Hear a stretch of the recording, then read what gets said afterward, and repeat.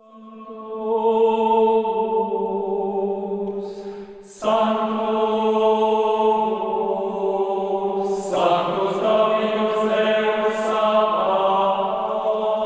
we might begin by offering you just a little bit of Christian anthropology. Yes. And that will provide a diagram that we can talk from a little, hopefully, more intelligibly.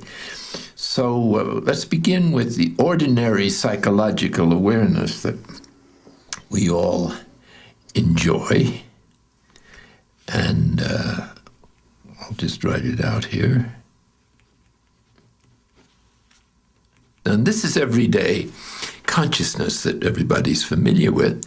And for most people, this consists of people and events entering into our consciousness or experience and leaving in our emotional reactions to people, events, and our own personal response that contains judgments, evaluations, commentaries. So it's a kind of running dialogue that goes on and on all day long. But what especially characterizes it is its dominating character so it's a little like being in a movie where the characters are so interesting and the plot is well thought out that you identify with the characters and you do so to so much that you forget where you are or who you are. You're absorbed in the skill of the dramatist that captures your whole attention and emotionally too. So ordinary awareness then is not really free. Suppose that you move off of that level of awareness into a deeper level of our being, which we might call spiritual awareness. And this is the level of intuition and our spiritual will. And so it's the level of genuine freedom. That's the way human beings were designed to function, with a certain freedom and peace and joy and with a certain capacity to decide what to do. So as this spiritual awareness develops through centering prayer and manifests itself more and more in everyday life by this experience of freedom, our life begins to become like someone who is attending a lousy movie. That is to say, if you're attending a lousy movie, you don't identify with the characters or the plot, and you can get up and leave at any time.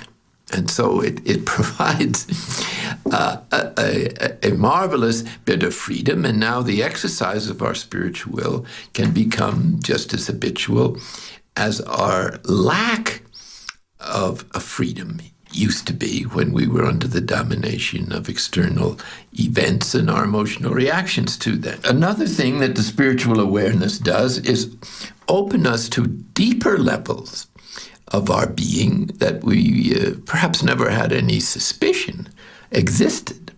And one of these might be called the true self, which is another word for the image of God in which we were created, which is God's idea of who we are, manifested in our particular uniqueness. So the true self is a more spiritual level of awareness in which even the intrusion of the residue of the habits of ordinary awareness begin to diminish significantly.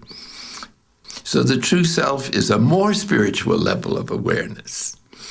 And we begin to be willing to accept ourselves just as we are, God as God is, and all reality as it is, which is to come to terms with life.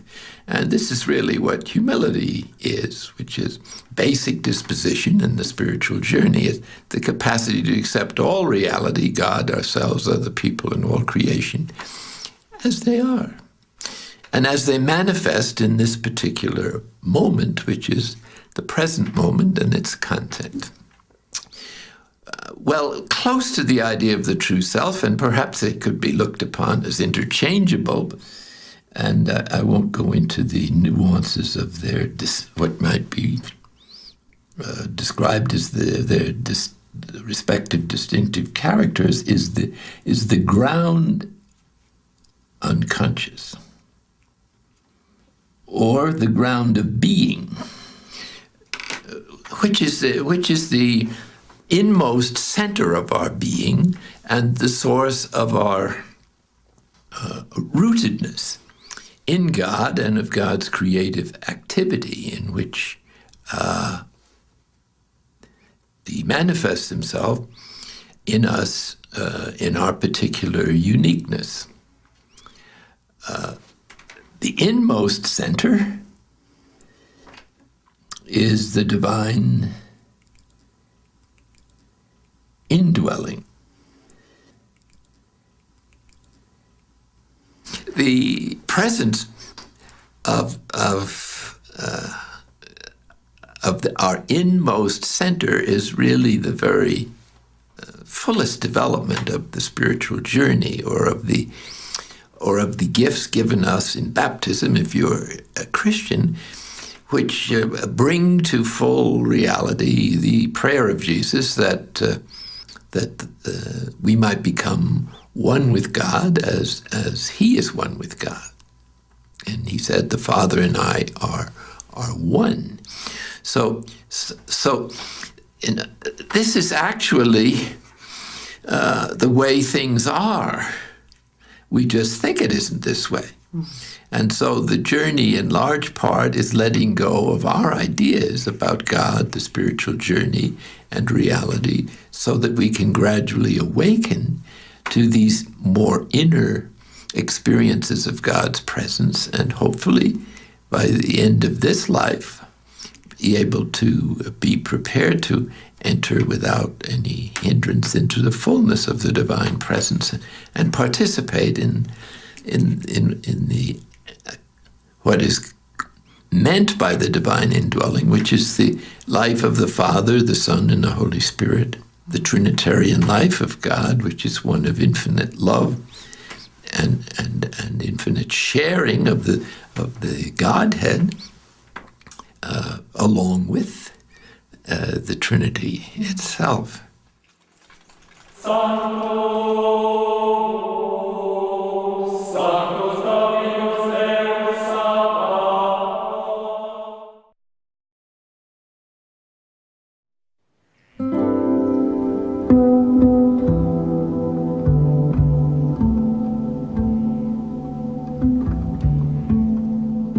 The centering prayer has gone really by other names. It's an apophatic kind of prayer, which means it moves beyond the support of concepts, images, words, and rituals. And not that it denies them or rejects them, but that it adds to their contribution a new dimension, intimacy with God, that is cultivated in interior silence.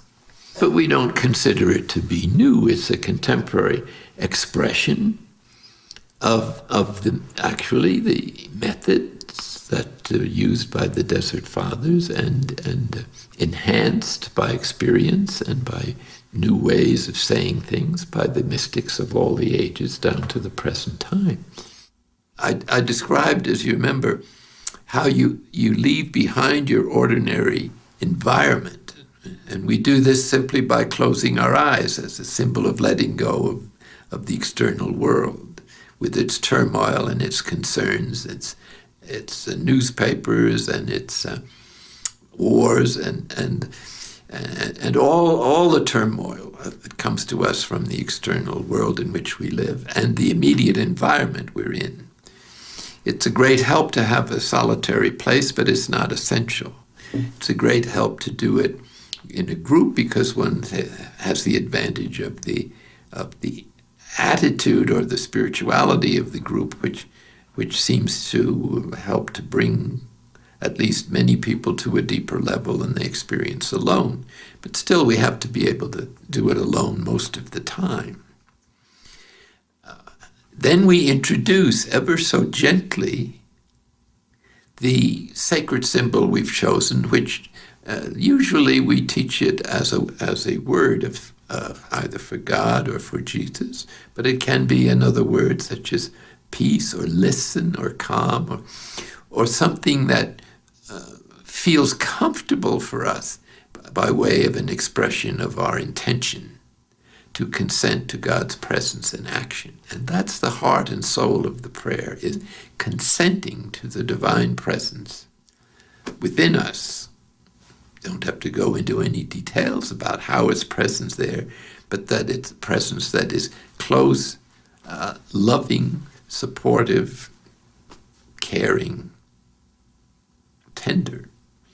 And we don't think about God during the time of the prayer, but we simply maintain our intention to consent to God just as he is, without demanding to know what that is. And so when thoughts come down the stream of consciousness during the prayer, which is inevitable and an integral part of the prayer, we don't resist them, don't hang on to them, don't react emotionally to them.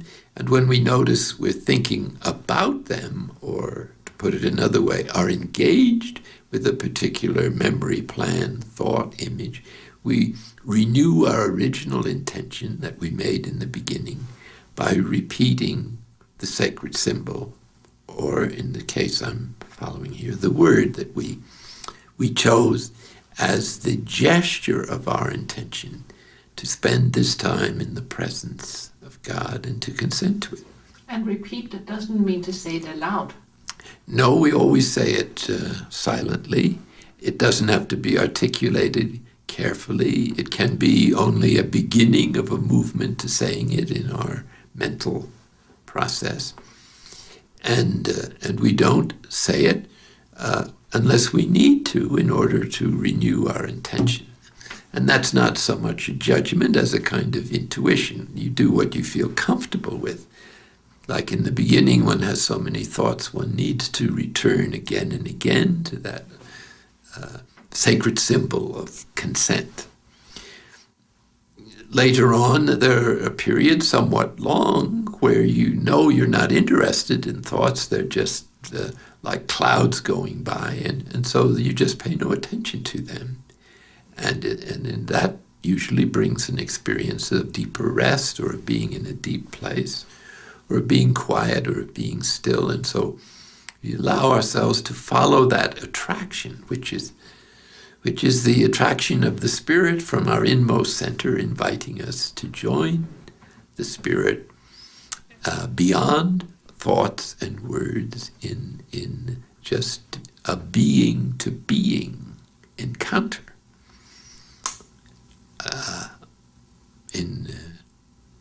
In the book of Exodus, God calls this a mouth-to-mouth exchange, which is obviously something like a kiss, so that centering prayer is really similar to making love. You don't do it all day long, but it adds a dimension of one's relationship with God that is incomparable, and then affects all the other details of life and all the other ways in which one may wish to pray in a positive manner. And it gradually brings the presence of God into daily life as a kind of fourth dimension that is present along with our three-dimensional world without effort. It happens spontaneously, and it continues to grow.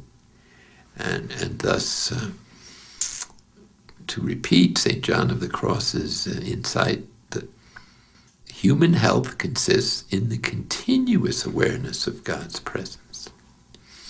So it's a question, really, put it another way, of hospitality. God is inviting us into his world, not only his world, but his very life, and not only his life, but his interior life. So that everything created is a stepping stone into that life, which can be accessed by any number of doors and windows. It's the myriad paths. Every sense ultimately is rooted in our spirit, and if our spirit is rooted in God, then it becomes itself a direct freeway into the divine presence and action. So we recommend 20 to 30 minutes because it takes about 20 minutes to settle down for most people. And by doing this twice a day, especially early in the morning when one's thoughts are more free, and then later in the day when it's more of a struggle to quiet down, one creates an atmosphere of interior silence that it seems to be available all the time, especially in times of trouble or temptation. And that's reflected in the Psalms that call God my fortress, my strong tower, my rock. In other words, the remembrance of God is a place that you can go for refuge in times of difficulty, anytime. And so we say that the benefit of centering prayer is most available in its effects in daily life than in the psychological experiences of a particular prayer time, because they can reflect the unloading process I spoke about earlier, when it's not pleasant. Some sessions with your psychotherapist are pretty painful. You just as soon drop those. But because you're paying for it, you usually show up. Well, God doesn't charge, and so we easily miss our interview if it's not going according to the way we want it to go. So we have to let go of our expectations as a part of the entrance into the prayer. And that's done simply by introducing our intention, just to consent to God's presence in action without any other effort at all for the whole of this time. And gradually the effects are cumulative, and one begins to more frequently access the source of God's presence within, and also to perceive the divine action in daily life, which is incredibly detailed and which is prepared to live every day with us as a companion. Notice, companion is from two Latin words, com, which means with, and panis, which means breath. So it's another symbol of how intimacy or identification is expressed by eating bread together. What does it mean to say the word gently? Can you give some allegorical? We suggest saying it ever so gently, meaning as effortlessly as possible. So that is meant to suggest not to use the word as a vehicle to go to a deeper level of consciousness, or to use it as a bulldozer to push away other thoughts, or as a baseball bat to knock them out of the ballpark or out of your head, as the case may be. So ever so gently means you just say it or refer to it. Even you don't even have to say it, just start to say it would be enough under most circumstances. So there's no pushing, no trying, no effort. So admittedly, there is a little effort involved just to return to the word that you've chosen as the symbol of your consent, but you're not trying to impress it on your memory or on your mind or to push other thoughts away. You just sort of lay it in your consciousness like a feather on a piece of absorbing cotton, or as a drop of dew descending on the grass. You scarcely notice that it's happening. But and as you'd keep doing this every day for a few years, then it begins to become habitual. So there's a movement of the spiritual will that begins to occur without any word at all. Remember the image that Paul has, that as Christians, baptized persons, we're incorporated into a larger body that is both human and divine, namely the mystical body of Christ. So that we're living cells with our particular DNA in this body of which the Spirit is the DNA, and suggests the whole program for transformation. So we have all we need for this process. We're just not using it. And this is the work of contemplative prayer, to activate the divine gifts that we've received, like the theological virtues and the fruits and gifts of the Spirit, which are ontologically, so to speak, present in our unconscious.